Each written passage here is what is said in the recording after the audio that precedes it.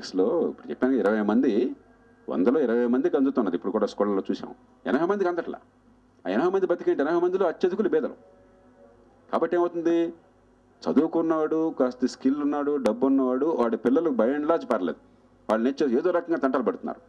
కాబట్టి విద్య అసమానతల్ని పెంచుతుంది. ఇవాళ విద్య సమానత్వాన్ని పెంచాలి.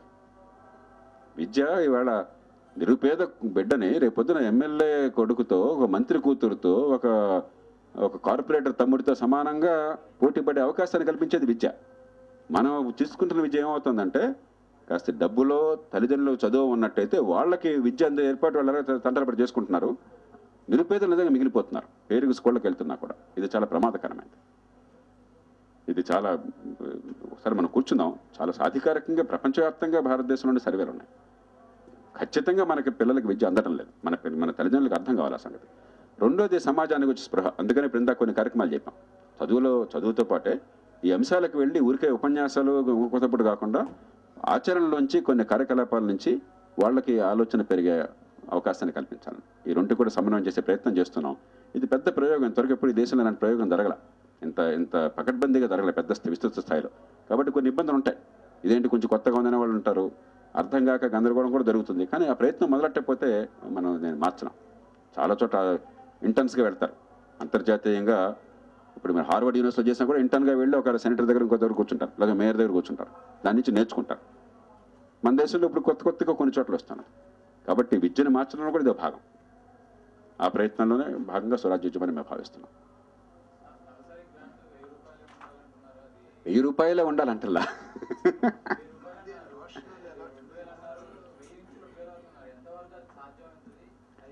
సాధ్యం 100 రూపాయలునండి. ఎందుకంటే 19,000 రాష్ట్ర ప్రభుత్వం ఖర్చు పెడుతుంటే, నేను కేంద్రం పెట్టే ఖర్చు చెప్పట్లా, రాష్ట్రం పెట్టే ఖర్చు కాకుండా కేంద్రం మరో 12,000 పెడుతున్నారు. కనీసం 7,000 పెడుతుంది. మన రాష్ట్రంలో కొంచెం ఎక్కువ తక్కువ. మన రాష్ట్రంలో అయితే యావరేజ్ 30,000 అవుతుంది. ఇతర రాష్ట్రాలు కొంచెం తక్కువ ఉంది. కాబట్టి మొత్తం 25,000 తక్కువ ఖర్చు కావట్లా. 25,000 రూపాయలు మన పన్నుల డబ్బు, అప్పులు తెచ్చిన డబ్బు ప్రభుత్వాలు ఖర్చు పెడుతుంటే, ఆఫ్టర్ ఆల్ 1,000-2,000 రూపాయలు ఏంటండి? దీన్ని మేమన్నా దోచుకోవడం కోసం అడిగామా? మీరు చేసే పనులకే మీరు ఎక్కర్లేదు, మేము చేయమంటున్నాం.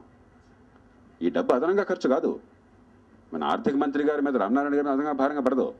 రామనారాయణ రెడ్డి గారి బడ్జెట్లో చూపెట్టే బదులు ఇదిగో ఇది వాళ్ళకి ఇచ్చాము, ఈ పనులకి వాళ్ళు చేసుకుంటారన్నమాట, చాలు. అదనపు ఖర్చు కాదు ఇది. పైనుంచి పెడుతుంటే పని జరగట్లా. మీరు అడగండి, ఎక్కడికైనా వెళ్ళండి.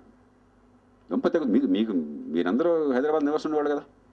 మీరు చూడండి, అక్కడ డ్రైన్లు ఏమవుతున్నాయో, అక్కడ మిగతా సమస్యలు ఏమవుతున్నాయి. మీరు మీ ఇంటి సమస్యల పేరు చూడకుండా ఒకసారి సులభంగా ఈ సమస్యలు ఎంతకాలం పడుతుంది మీరు ఒకసారి చూడండి. ఎంతమంది వెళ్ళాల్సి వస్తుందో. మా వాదన అంతా ఇదే.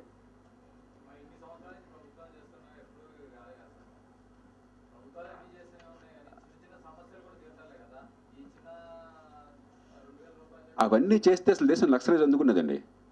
ఏ ఊరికి ఆ ఊరు డబ్బులు ఇచ్చేసి మీ పని మీరు చూసుకోండి అంటే భారతదేశంలో నక్సలిజం ఒక్క గ్రామంలో కూడా ఉండదు. నేను గ్యారంటీ ఇస్తాను. నక్సలిజం ఎక్కడి నుంచి రాలా? నిస్పృహ నుంచి వచ్చింది. కాశ్మీర్లో టెర్రరిజం ఉండదు. నేను ప్రధానమంత్రి గారిని మొత్తుకున్నాను 2011లో కాశ్మీర్లో స్థానిక ఎన్నికలు జరిగిన తర్వాత 78% ఓటేశారు కాశ్మీర్లో. నేను బతిమలాడాను నేను. అయ్యా కనీసం తలసరి 1,000 రూపాయలు మీరు ఢిల్లీ నుంచి ఇచ్చిపారండి డైరెక్ట్గాను. ఎంత 1,000 కోట్లు 1,500 కోట్లు అవుతుంది. కాశ్మీర్ జనాభా చాలా తక్కువ. ఎడంచెత్తో సంతకం పెట్టచ్చు మీరు ప్రధానమంత్రి స్థాయిలో. 1,500 కోట్లు లెక్క ఏంటి? ఒకసారి జనం ఎప్పుడైతే మన రోడ్లు, మన మంచినీళ్లు, మన మురుగునీళ్లు, మన పార్కులు, మన స్ట్రీట్ లైటింగ్ దీనిలో పడ్డారో ఇండియా పాకిస్తాన్ గొడవలు ఉండవు అసలు. భారతదేశానికి ఎందుకంటే రక్షణ ఇంకోటి ఉండదని చెప్పాను. కానీ ఏం చేస్తున్నాం ఇప్పుడు? చాలా ఆబ్వియస్గా ఉన్న వాటికి కూడా పోరాటం చాలా కాలం జరగాలి. మన మానవజాతి దురదృష్టం కేవలం భారతదేశమే కాదు. సొల్యూషను విజ్ఞత గల వాళ్ళకి ఒక నిమిషంలో గోచరిస్తాయి. అది ఒక వ్యవస్థీకృతంగా మారాలంటే కుల వ్యవస్థ అన్యాయం అంది ఈ విజ్ఞతలో తెలుసు. పోతుందా? ఎంత చెప్పినా కూడా మళ్ళీ మనోళ్ళేనా? అమ్మాయిని పెళ్లి చేసుకుంటానంటున్నావు, అమ్మాయి మనోళ్ళేనా? ప్రతి ఇంట్లో జరిగే భాగవతమే కదా. కాబట్టి ఇది విషయం తెలియక కాదు, అది తెలియడమో దాన్ని ఆచరించడం మధ్య మానవ సమాజంలో ఎప్పుడు వ్యత్యాసం ఉంటుంది. భారతదేశంలో మాత్రమే కాదు, అన్ని దేశాల్లో ఉంది. అమెరికా లాంటి దేశంలో ఇవాళ ప్రెసిడెన్షియల్ డిబేట్స్ జరుగుతున్నాయి కదా. 1950లో మొదలెట్టారు. టెలివిజన్ అప్పుడు కొత్తగా వచ్చింది. 50లో ఆలోచిస్తే 76కి జరిగింది. 26 ఏళ్ళు పెట్టింది. ఒక చిన్న విషయం, టీవీ డిబేట్లు రాష్ట్రపతి పదవికి పోటీ చేసే వాళ్ళకు ఉండాలి అని చెప్పాను. అంచేత ఇది పెద్ద ఇంపేషెంట్గా ఉండొచ్చు, కానీ చరిత్రను అర్థం చేసుకోవాలి. ప్రపంచాన్ని మార్చాలనుకున్న వాళ్ళు చరిత్ర ముందు అర్థం చేసుకోవాలి. లేకపోతే దానివల్ల ఇంపేషెన్స్ వల్ల సమాజం అతలకుతలం అవుతుంది. నాకు నిద్ర పట్టదు. నిన్నంతా మైగ్రేను, వాంతులు, గందరగోళం. ఎందుకంటే ఇదంతా నిద్రలు ఉండదు. వ్యక్తిగతంగా నాకు ఏ బాధలు లేవు. ఇవన్నీ తలుచుకుంటే కొంచెం ఒళ్ళు మండుతుంది. ఇక్కడ మీతో ఇంత నింపాదగా మారితే నాకు వెళ్ళిన తర్వాత బీపీ తెచ్చుకుంటాను. కానీ తప్పదు. దాన్నంతా మనం తమాయించుకోవాలా, నిరంతరం పోరాడాలా, మీ అందరికి విసుగు పుట్టేదాకా, మళ్ళీ ఎప్పుడు ఇదే చెప్తున్నారు అనేదాకా. ఎందుకంటే జరిగేదాకా అది చెప్పాల్సిందే, జరిగేదాకా చేయాల్సిందే. మిగతావన్నీ బూతులు తట్టమా దేశంలో మార్పు వచ్చేది, ఈడు బదులాడ మార్పు వచ్చేది. ఇవి జరిగేదాకా జరగాల్సిందే. స్వతంత్ర పోరాటం 90 ఏళ్ళు జరిగింది. ఒకటే చెప్పారు, స్వతంత్రం ఏం దానిలో కొత్త ఉంది. కాబట్టి there is no other method. ఇంకోటి ఉంటే చెప్పండి. యజ్ఞాలు యాగాలు ఇంకో ఉన్నట్టు చేద్దాం. నాకు కూడా కొంచెం వయసు పెరుగుతుంది కదా, అదే ఛాన్స్ ఉంటే చూద్దాం. అందమైంది.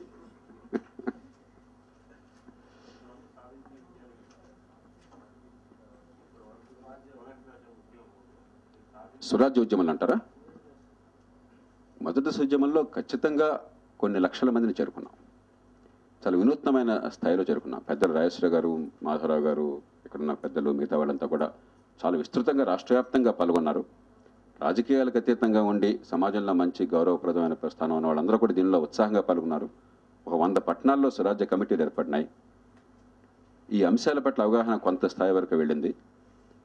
ఈ అంశాలని ఊరుకోకుండా ఇప్పుడు జాతీయ స్థాయిలో ఒక బిల్లుని తయారు చేశాం. జాతీయ స్థాయిలో ఇవాళ సర్వీస్ గ్యారంటీ బిల్లు తయారు చేసింది మనమే. ఇదే స్ఫూర్తితో తయారు చేశాం సమగ్రమైన బిల్లు. దాన్ని పార్లమెంట్లో పెట్టారు ఇప్పుడు. కాబట్టి ఖచ్చితంగా ఇప్పటిదాకా ఒక స్థాయికి వచ్చింది ఫలితాలు. చాలా పేషెంట్గా చేస్తే మిగతా కూడా వస్తాయి. అంతేకాదు, చట్టం రావడం చాలా తేలిక. నాకు కనీసం 17 చట్టాలను తీసుకొచ్చాను నేను. రాజ్యాంగ సవరణలే తీసుకొచ్చాను కొన్ని. అవి వంతన దేశం మారిపోదు. దాని ఫలితం ప్రజలకు అందాలని చెప్పంటే మళ్ళీ పోవడంత కార్యక్రమం ఉంది.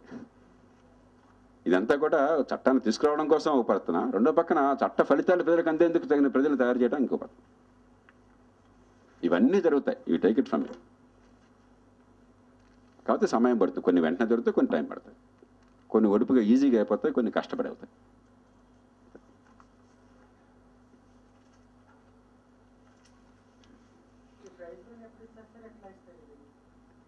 ఈ మే మాసం తర్వాత ఇవన్నీ వస్తాయి.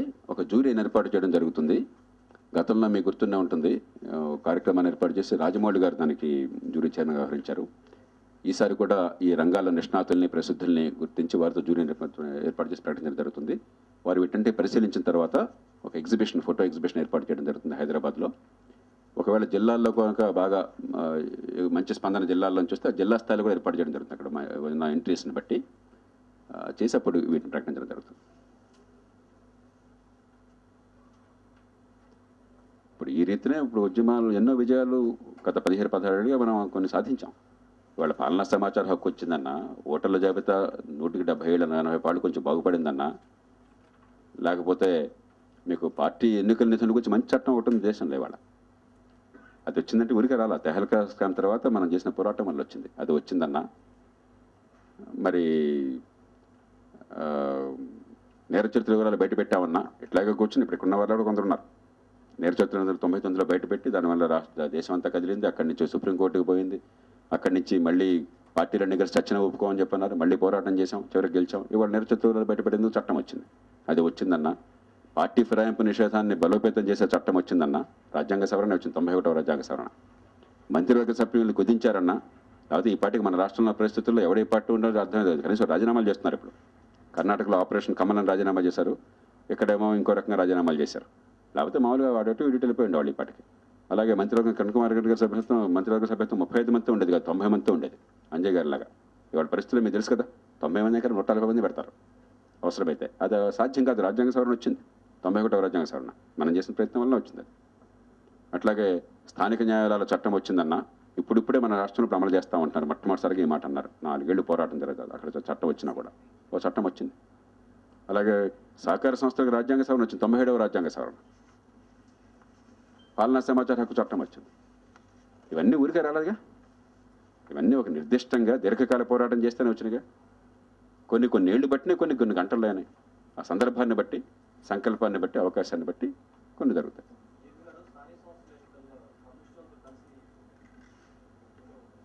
అక్కడ స్థానికంగా ఉన్న పరిస్థితులను బట్టి నిర్ణయం తీసుకోమని చెప్పని పార్టీ రాష్ట్ర శాఖ నిర్ణయించింది. ఇది నా వరకు నేను రాష్ట్ర శాఖ వదిలేశాను. వారు ఏమిటంటే స్థానిక పరిస్థితులను బట్టి అక్కడ మనకి మంచి వాళ్ళని గుర్తించడము, వారికి ఒక స్థానిక ప్రభుత్వాలు ఏం చేయాలనే విషయంలో అవగాహన కల్పించడము, వారికి ఒక ఎజెండాని మనం ఇవ్వటము, అక్కడ స్థానికంగా పొత్తులు వగర స్థానిక పరిస్థితులను బట్టి వాళ్ళు చేయడం, ఈ రకంగా ఏర్పాటు జరుగుతుంది.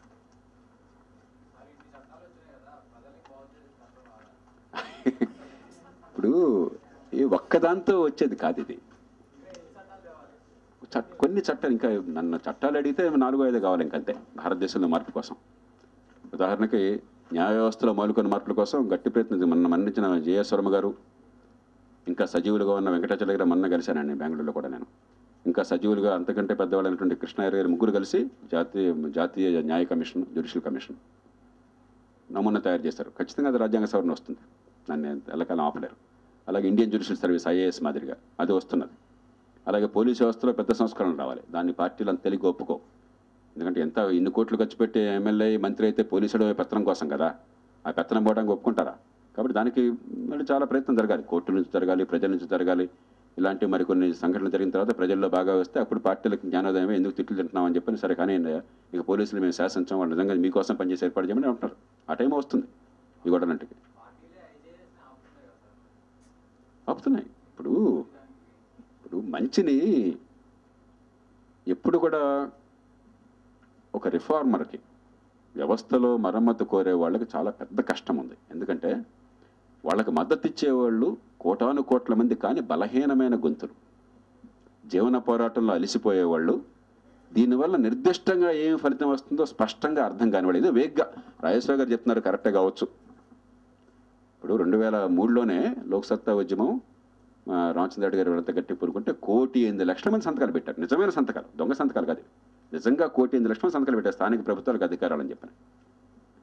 నిజంగా వాళ్ళందరూ కూడా తెలిసి పెట్టినారు కూడా కాదు. రామచంద్ర రెడ్డి గారు చెప్పారు, జేపీ గారు చెప్పారు, కరెక్ట్ అయి ఉంటుందని పెట్టినవాళ్ళు. ఎందుకంటే బలహీనమైన గొంతులు, స్పష్టంగా అర్థం కాని గొంతులు. కానీ వ్యతిరేకించే వాళ్ళు ఎవరు? బలమైన గొంతులు, పరిమితమైన నంబర్, సంఖ్యలో పరిమితమైనా కూడా దీనివల్ల వాళ్ళకి స్పష్టంగా నష్టం అన్నవాళ్ళు.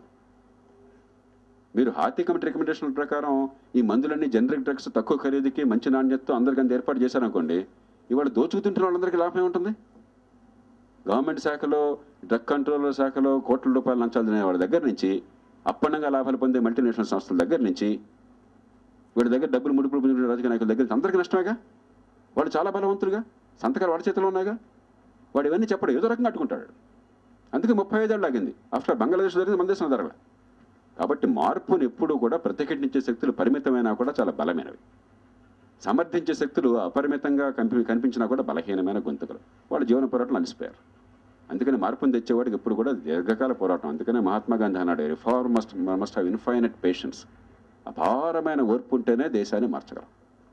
ఒక ఇంట్లో పిల్లల్ని మార్చలేకపోతున్నా, మీరు ఇంకా కుర్రాళ్ళు పిల్లలు ఉన్నారో లేదో నాకు తెలీదు. పిల్లల్ని అడగండి మీరు, మీ పిల్లల్ని మార్చాలంటే మీ తలప్రాణం తొక్కొస్తుంది. ఒకళ్ళిద్దరు పిల్లల్ని మార్చండి, ప్రేమ ఉండి, వాళ్ళ మీద ఆధిపత్యం ఉండి, వాళ్ళని పోషిస్తూ ఉండి కూడా ఒక దేశాన్ని మార్చడం అంటే దానికి చాలా పేషెన్స్ కావాలి, తప్పదు. ప్రస్తుతానికి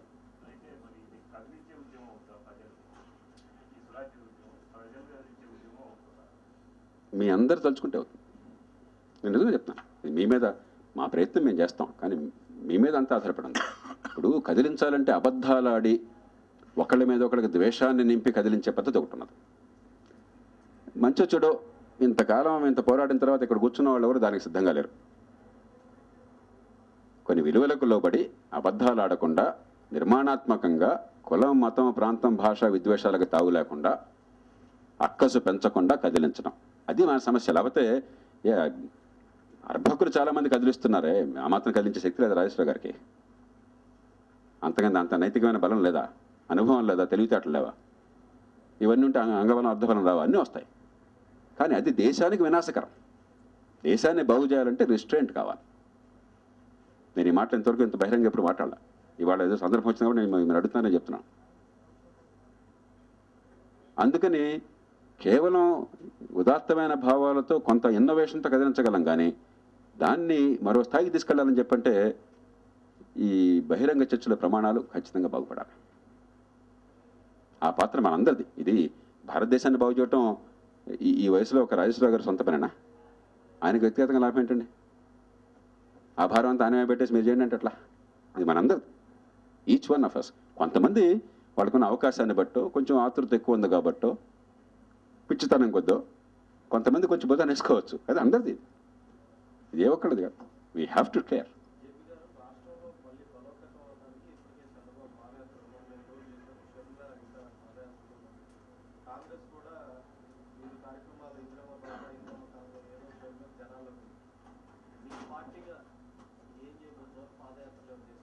చూద్దాం మరి. పార్టీ రాష్ట్ర శాఖ అంతా ఇప్పుడు అధ్యక్షులు అక్కడే ఉన్నారు, ఇప్పుడే వచ్చారు. వారు పెద్దలంతా కూర్చొని నిర్ణయం చేస్తారు. ఒకటే మాట చెప్తాను, గత సంవత్సరం మేము కొన్ని వందల మంది పాదయాత్ర చేసాం. 38 కిలోమీటర్ల పాదయాత్ర చేస్తే ఈ రాష్ట్రంలో రైతులకి 3600 కోట్ల ప్రయోజనం చేకూరింది. మా దృష్టిలో అది నిజమైన ఉద్యమం. మేము కిలోమీటర్ నడిస్తే ప్రజలకు 100 కోట్ల రూపాయల లాభం వస్తే నిర్దిష్టంగా, నిజాయితీగా, దీర్ఘకాలికంగా మా దృష్టిలో అది లాభం. అలా కాకుండా ఏదో చేసాము, ఈ పూట వచ్చింది వార్తల్లోనూ, ఏదో మేము ఉనికుంది, అంతకు మించి ఇంకేమీ లేదు అంటే అది పెద్ద ప్రయోజనం లేదు. పార్టీలు వాళ్ళ ఒకళ్ళ మీద ఒకళ్ళు దుమ్ములెత్తుకోవటం, అధికారంలో ఉంటే మాట, ప్రతిపక్షంలో ఉంటే మాట చెప్పటం, పార్టీ మారాక మర్నాడు మళ్ళీ ఇంకో మాట చెప్పడం ఎంత మామూలు జనం చూస్తున్నారు కదా. దీనివల్ల అధికారం మారుతుందేమో కానీ అధికారం నిర్వహించే తీరు మారదు.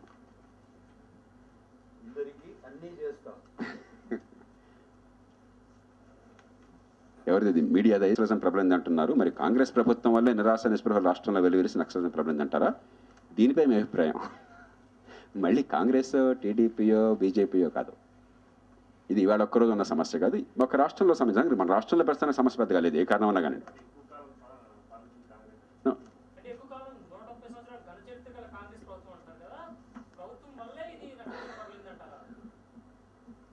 ఖచ్చితంగా అధికార కేంద్రీకరణ, అవినీతి, దుర్మార్గపు పాలన వల్లనే ఇది పెరిగింది. దానిలో ఖచ్చితంగా ఎంత ఎక్కువ కాలం అధికారంలో ఉంటే, ఎన్ని దుర్మార్గాలకు పాల్పడితే వాళ్ళకే బాధ్యత ఎక్కువ ఉంది. నేను ఇక్కడే ఉంది, శాసనసభలోనే చాలా నిర్ద్వంద్వంగా అవిశ్వాస తీర్మానప్పుడు చెప్పాను కదా. నేను ఏ పార్టీని తిట్టానో మీరు చూశారు కదా. ద్వేషం లేకుండా తిట్టాను నేను. మళ్ళీ మీరు నా నోటితప్పుడు దుర్మార్గపు పరిపాలనని, కేంద్రీకరించిన పరిపాలనని, అవినీతి పరిపాలనని దాదాపు అన్ని పార్టీలు తేడాలు లేకుండా దేశంలో చేసినాయి. ఈ పాపంలో అందరూ పాల్పొంది. ఒకప్పుడు కాంగ్రెస్ని 77 దాకా కాంగ్రెస్నే తిట్టేవాళ్ళం అండి. 77 దాకా ఒక్క తమిళనాడు మినహాయిస్తే 62లో, 67 అనుకుంటున్నాను, 67లో, కేరళలో 1-2 సార్లు తప్పితే దేశం అంతా కాంగ్రెస్సే. 77 తర్వాత the iron law of Indian politics is every political party in India is a clone of Congress party. కమ్యూనిస్టులు పక్కన పెట్టండి, ఇంకా కాంగ్రెస్, మీ కాంగ్రెస్ ఒక పార్టీ వేరే అనుకుంటున్నాను మీరు. బీజేపీ కాంగ్రెస్సే, తెలుగుదేశం కాంగ్రెస్సే, సమాజ్వాదీ కాంగ్రెసే, జనతాదళ్ కాంగ్రెస్. ఏంది దీనిలో బ్లాక్ మారుతుంది అంతే. వైఎస్ఆర్ కాంగ్రెస్ కాంగ్రెసే.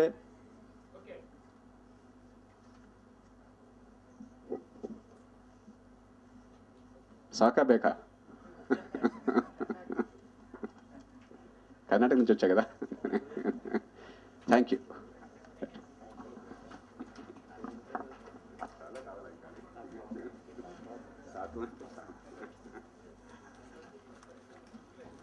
కూడా ఇది ఉపయోగించబడినట్టయితే చాలా ప్రయోజనం ఉంటుందని అనుకుంటున్నాను.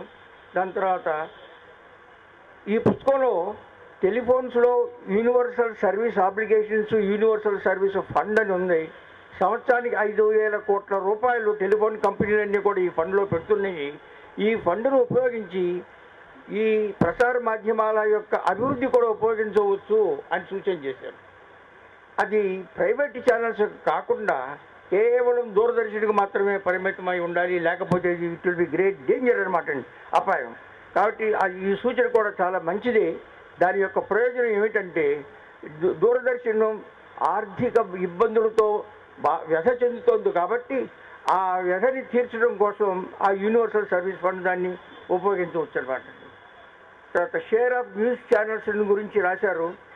8-9 మధ్య శాతం మాత్రమే ప్రజలు టీవీని చూసేటువంటి ప్రజలు ఎంతగానో చూస్తున్నారు, అందులో 12వ వంతు మాత్రమే న్యూస్ చూస్తున్నారు అని రాశారనమాట అండి.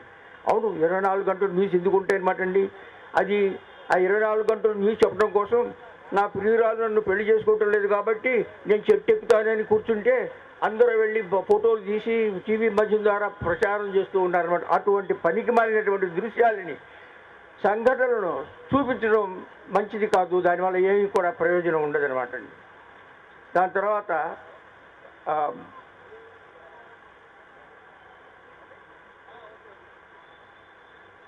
ఈ ప్రసార మాధ్యమాలు ఏ విధంగా ప్రచారం చేస్తున్నాయి, దానివల్ల ప్రజలకు మేలు ఉందా లేదా అని మూల్యాంకనం చేయటం కోసం ప్రేక్షకుల యొక్క సమితులు, సంఘాలు ఉండి దానికి ప్రభుత్వం అంటే ఈ కంపెనీలు ఎంత సుంకాన్ని ప్రభుత్వానికి చెల్లిస్తున్నాయో అందులో కొంత భాగాన్ని ఈ సమితులు కనుక ఇచ్చి ఈ కంపెనీలన్నీ కూడా టెలిఫోన్ భారత సంచార నిగం ఏ విధంగా టెలిఫోన్ అదాలత్ పెడుతుందో అదేవిధంగా కూడా ప్రసార మాధ్యమాలన్నీ కూడా obligatorily they must hold channel adalat. అప్పుడు ప్రేక్షకులు, శ్రోతలు, వినేవారు అందరూ కూడాను ఇది తప్పు, ఇది ఒప్పు అని చెప్పడానికి అవకాశం ఉంటుంది. వారు సవరించుకొని సరైనటువంటి పద్ధతుల్లో సక్రమమైనటువంటి ప్రసారాలను చేయడానికి అవకాశం ఉంటుంది. మరోసారి భాస్కర్రావు గారిని అభినందిస్తూ ఇటువంటి పుస్తకం దాదాపు గిల్ గారు ఇంకోటి రాశారు, భాస్కర్రావు గారు గిల్ గారు ఒకటి రాశారు, కేపీఎస్ గిల్ ఒక పుస్తకం రాశారనమాట అండి. కమ్యూనికేషన్స్ రెవల్యూషన్ ఇన్ ఇండియా అని, అందుట్లో కొంతవరకు ఇందులో ఉందన్నమాట అండి. ఇది రెండో పుస్తకం, కానీ దీని యొక్క వాల్యూ మచ్ మోర్, ఎందుకంటే ఇది అనాలిసిస్లోకి వెళ్ళింది, ఆయన ఏమో సిద్ధాంతంలోకి వెళ్ళారనమాట అండి. వ్యవస్థ గురించి ఆయన రాశారనమాట. ఇటువంటి పుస్తకం రాసినందుకు వారి CMS centre for media studies అనే దాన్ని స్థాపించి వారి కుటుంబ సభ్యులు కూడా ఇందులో ఎంతో శ్రమ చేస్తున్నారు. వీరిని అభినందిస్తున్నారు. ఇటువంటి గ్రంథాలు రావాలి, విశ్లేషణ ఉండాలి, ప్రేక్షకులు, శ్రోతలు అందరూ కూడా దాంతో భాగంగా ఉండి దాన్ని ఇంప్రూవ్ చేయడానికి మనం ప్రయత్నించాలి. ఇందులో ఉండేటువంటి చివరికి యాంకర్ గురించి కూడా ఒక విషయం చెప్పాలి. వారి యొక్క వేషాలు, వారి యొక్క భూషలు, వారి యొక్క భాషలు, వేష, భూష, భాష మూడు కూడా చాలా జుగుప్సాకరంగా ఉంటున్నాయి. వారికి కూడా క్లాసెస్ పెట్టి వారి యొక్క క్షమతని పెంచుకోవటానికి, వారి సంస్కృతి పెంచడానికి కూడా ఈ సంఘాలు పనిచేయాలి. ఇటువంటి పుస్తకాల డాక్టర్ గురించి కూడా రాయాలి. మరోసారి అభినందిస్తూ సెలవు తీసుకుంటా. నమస్కారం. రచించిన unleashing power of news channels and Indian perspective పుస్తకం ఇవాళ రిలీజ్ ఫంక్షన్కి అధ్యక్షత వహిస్తున్న విజయ్ కుమార్ గారు, డాక్టర్ భాస్కర్రావు గారు, సత్యవతి గారు, డాక్టర్ రామచంద్రమూర్తి గారు, జయప్రకాష్ నారాయణ గారు, హనుమాన్ చౌదరి గారు, వరదాచారి గారు, లక్ష్మణరావు గారు, మిగతా ఇవాళ రిలీజ్ ఫంక్షన్కి వచ్చిన మిత్రులందరికీ కూడా నమస్కారం. ముఖ్యంగా 4 స్తంభాల్లో ఒక స్తంభమైన media, judiciary, administration, votes and media. ఇక మీడియా అంటే మనకు సినిమా, పత్రిక, రేడియో అండ్ టెలివిజన్. మళ్ళీ ఇవాళ పుస్తకం ముఖ్యంగా భాస్కర్రావు గారు కాన్సన్ట్రేట్ చేసినంత కూడా మళ్ళీ టెలివిజన్లో ఏ న్యూస్ ఛానల్. రామచంద్రమూర్తి గారు కొద్దిగా భాస్కర్రావు గారు పరిచయం చేసినారు. నాకు కూడా గత 2 దశాబ్దాలుగా భాస్కర్రావు గారితో చాలా సన్నిహిత సంబంధం ఉంది. నిరంతరమైన విద్యార్థి, రీసెర్చ్ స్కాలరు, ఎంతో తపన. Always is in a job, task, and is a good leader. అంటే వర్క్, టాస్క్ టేకప్ చేస్తాడు, కన్సర్న్ ఉన్నది. అగైన్ ఈ లీడ్స్ ఏ వండర్ఫుల్ టీమ్స్. ఆయన నాకు తెలిసినంత వరకు పర్యావరణం మీద, టెలివిజన్ మీద, సినిమా పైన, సోషల్ ప్రాజెక్ట్స్ చాలా కూడా, అంటే దేశ స్థాయిలో ఇంటర్నేషనల్ ఆర్గనైజేషన్స్తో కూడా కొన్ని మన ప్రాంతం నుంచి ఉన్నాయి టైఅప్ చేసుకొని కూడా ఎన్నో వర్క్స్. అంటే centre for media studies, a big house in Delhi. అంటే వారు కేంద్ర ప్రభుత్వ స్థాయిలో ఆయన సర్వీసెస్ ఇచ్చిన తర్వాత ఇది ఎన్నుకొని ఆయన ప్రజల నాడి తెలిసిన వ్యక్తి డాక్టర్ భాస్కర్రావు. నాకు ఇంత సన్నిహిత సంబంధం ఉన్నదంటే. ఈనాటి కార్యక్రమానికి మూల పురుషుడు, అక్షర సూర్యుడు భాస్కర్రావు గారిని అద్భుతమైనటువంటి విశ్లేషణతో కూడినటువంటి పుస్తకాన్ని రచించినందుకు వారికి అభినందనలు తెలియజేసుకుంటూ, మీడియా అనేది లోక శ్రేయస్సు కోసం పాటుపడవలసింది.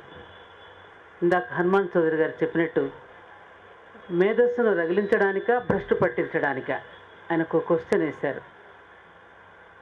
మేధస్సును రగిలించడానికే మీడియా పనిచేయాలి. శక్తివంతమైనటువంటి మీడియా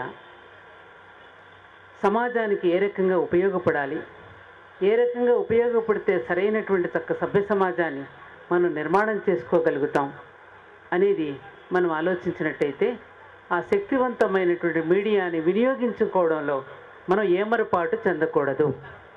ఈ రోజున ఈ పోటీ పడేటటువంటి ప్రపంచంలో ఆకర్షణీయంగా కనపడాలని, అందరినీ ఆకర్షించాలని రకరకాల పథకాలతో, రకరకాల ప్రోగ్రాంతో ఒక జగుప్సాకరమైనటువంటి, భయంకరమైనటువంటి, దుర్మార్గమైనటువంటి సన్నివేశాలని మీడియా ద్వారా ఎక్కువగా చూపించడం జరుగుతుంది.